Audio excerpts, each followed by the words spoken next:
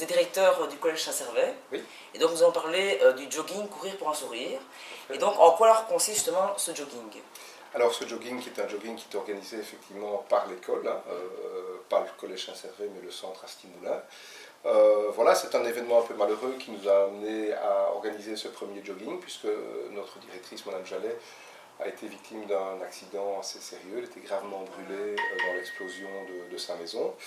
Et en solidarité, nous avions voulu organiser la première année de manière un peu symbolique un jogging, quelque part pour contribuer aux efforts qu'elle faisait pour revenir en pleine forme. Et donc nous avons organisé ce premier jogging au profit de l'ASBL Pinocchio, qui vient en aide aux enfants brûlés.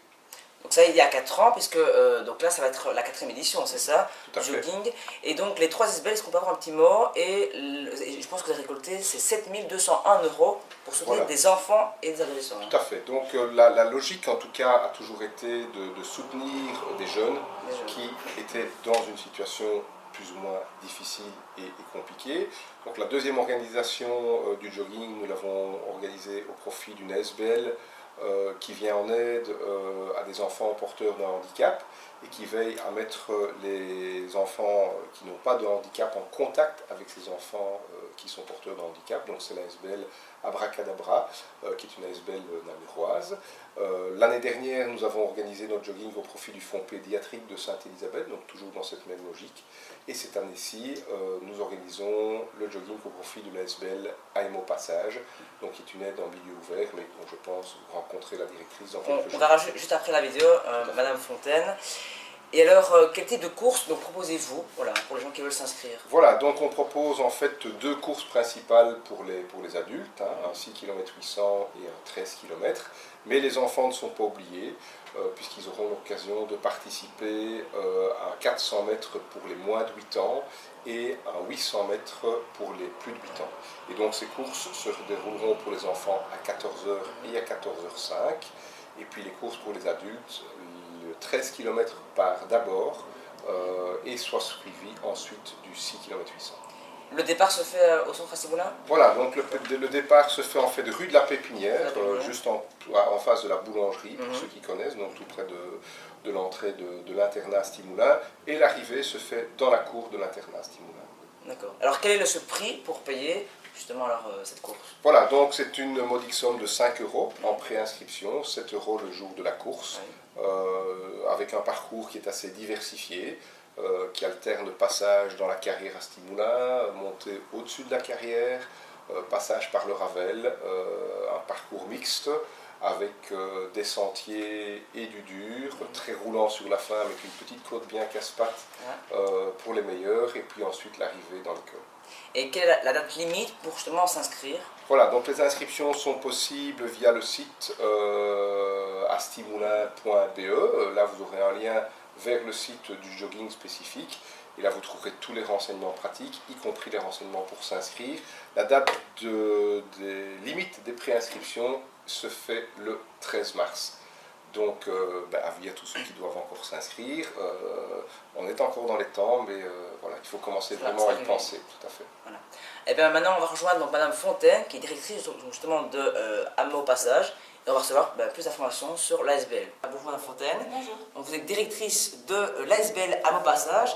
Et alors tout d'abord, c'est quoi l'ASBL AMO Passage? Alors l'ASBL AMO Passage, c'est un service qui vient en aide aux enfants, aux jeunes et aux familles dans leur milieu de vie, là où elles se trouvent. Donc on vient les soutenir dans leur quotidien, soit directement auprès des familles ou dans les quartiers ou dans les écoles. Et on peut aborder avec les enfants, les jeunes et les familles tout type de questions, de thématiques, de problématiques qui peuvent concerner leur vie au quotidien. Voilà, alors on travaille beaucoup le lien, la proximité, on va vers les gens, on n'attend pas dans notre bureau que les personnes arrivent, mais on va vers elles, là où elles se trouvent, et on développe 2 types de missions, mais j'y reviendrai certainement ensuite. D'abord tout ce qu'on appelle nous l'aide individuelle, où on s'adresse individuellement à un enfant, à un jeune, à un parent, et on l'accompagne par rapport aux difficultés, aux questions qu'il se pose. Et à côté de ça, il y a l'action collective et communautaire, où là on travaillera plutôt avec des groupes d'enfants, de jeunes, de parents dans leurs différents milieux de vie, donc le milieu scolaire, le quartier, les loisirs et autres. Alors comment vous trouvez les gens donc par rapport là, comment vous savez qu'une famille, cette famille-là a besoin d'aide? Alors, soit parce que la famille s'adresse directement à nous, le jeune s'adresse directement à nous, puisqu'on a des bureaux qui sont ouverts avec des heures d'ouverture, de permanence, où les personnes peuvent nous trouver dans nos bureaux. Donc ça, c'est une première manière d'arriver. Et généralement, soit elles arrivent par le bouche à oreille, ils ont entendu parler de nous via d'autres personnes ou en passant devant le service, etc. Soit orientées par d'autres services, ou par une école, ou par un enseignant, un éducateur, un centre PMS, un centre de planning familial. D'autres services peuvent conseiller le jeune ou la famille de venir jusqu'à l'AMO. Donc ça, c'est une première manière, c'est les personnes qui arrivent jusqu'à nous. Sinon, nous, comme je disais, on n'attend pas spécialement derrière notre bureau que les personnes arrivent. Et donc, on les rencontre comment? En travail de rue. Donc, on a des présences en rue à différents moments de la semaine, en animation de rue et de quartier aussi, où on anime des enfants, des jeunes, en étant dans l'espace public ou dans leur quotidien. On va les rencontrer. Parfois, on crée du lien à travers une activité ludique ou collective. Et puis, le jeune a plus facile pour se confier, à demander de l'aide, à ce qu'on puisse l'accompagner par rapport à des difficultés qu'il rencontre. Ou on va vers les jeunes dans les écoles. Donc, on vient faire des animations, des projets dans les écoles, directement au sein des classes ou dans les cours de récréation avec des enseignants, ce qui nous permet à nouveau de créer un premier lien avec les élèves et de leur dire on est là si vous avez besoin de nous, voilà ce qu'on peut vous proposer comme type d'aide. Et le message qu'on fait toujours passer, c'est que quand on vient pousser la porte de l'AMO, on ne peut pas se tromper, parce que chez nous, on n'est pas spécialisé dans un domaine en particulier, on peut recevoir tout type de questions, tout type de problématiques. Et soit nous-mêmes on accompagne le jeune, soit on l'orientera ou on l'accompagnera vers des services qui sont plus spécialisés et qui peuvent répondre à ces questions. Et ça peut rester anonyme si un élève ne passe pas? Bien sûr, alors ça c'est vraiment le principe, c'est que ça reste confidentiel, donc tout ce qui se dit dans le cadre de l'accompagnement qu'on propose reste confidentiel, anonyme, on n'a pas besoin des informations, de la carte d'identité, de l'adresse, etc. Et un jeune peut même venir chez nous sans que son parent soit au courant. Donc on respecte vraiment ça, la libre adhésion du jeune, la confidentialité et le fait qu'il puisse avoir chez nous un espace sans que les autres adultes qui gravitent autour de lui soient au courant. Alors vous, votre rôle dans l'ASBL, c'est quoi en fait? Alors moi, je suis directrice de l'ASBL, donc je coordonne l'équipe d'intervenants sociaux, je gère l'ASBL aussi sur le plan comptable, financier, pédagogique aussi pour la cohérence des différents projets qu'on mène. Et puis je travaille avec une équipe en fonction 6 à 7 intervenantes sociales qui, elles, sont soit éducatrices, assistantes sociales, assistantes en psychologie ou psychologues. Elles ont des qualifications diverses, mais elles travaillent toutes au quotidien auprès des familles, soit en individuel, soit en animation, en collectif, en communautaire.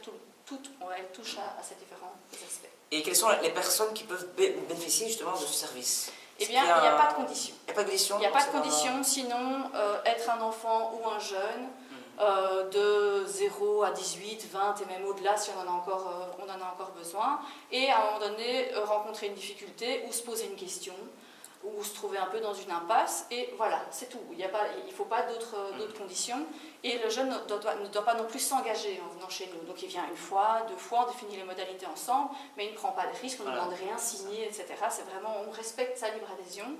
Pareil avec l'enfant ou le parent, il n'y a pas aucune contrainte, aucun engagement qui est demandé. Alors justement, si un enfant voudrait, ou un adolescent voudrait venir, comment ça se passe? Donc, les bureaux se trouvent à Namur? Nos bureaux se trouvent à Namur, rue Denis-Georges Bayard, numéro 32, donc vraiment juste à l'arrière de la gare de Namur. Et donc il vient, alors qu'est-ce qu'il fait? Il y a des heures de permanence, ça veut dire que pendant les heures de permanence, c'est sûr, il trouvera quelqu'un à l'AMO, parce que comme je le disais, on passe beaucoup de temps aussi à l'extérieur de l'AMO pour aller vers les familles, mais il y a un horaire de permanence communiqué sur notre site internet, www.amopassage.be. Qu'on mettra évidemment dans la vidéo. Bonne idée. Et donc là, il y a nos heures de permanence. Il sait qu'en arrivant à ce moment-là, il trouvera quelqu'un. Il est reçu par une personne qui est de permanence. Soit elle est déjà occupée avec un autre jeune ou avec un autre enfant, une famille, et il le fait patienter. Soit elle le reçoit tout de suite. Et on voit un peu ce qu'il amène, quelles sont les difficultés qu'il rencontre, pourquoi il est là.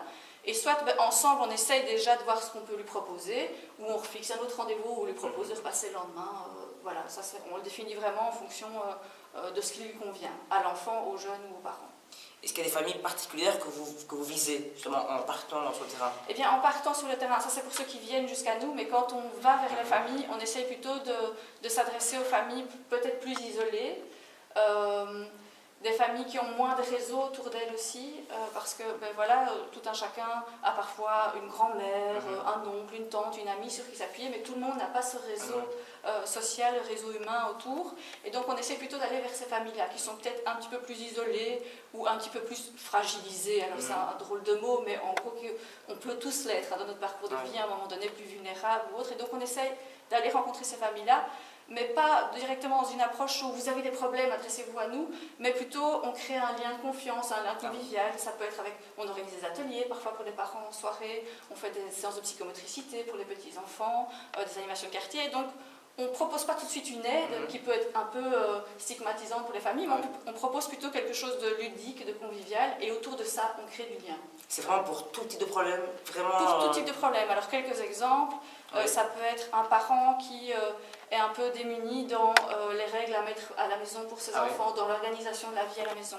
Ça peut être des difficultés de communication entre des parents ou des enfants, ou entre des enfants dans une fratrie. Ça peut être des difficultés scolaires, un choix d'orientation qui pose question, un décrochage scolaire, de l'absentéisme. Ça peut être des difficultés liées à la vie sociale avec ses camarades de classe, liées à la vie affective ou sexuelle. Des questions liées aux assuétudes ou aux consommations, c'est très très large. Voilà. Comme je le disais, on ne peut pas se tromper en s'adressant à nous.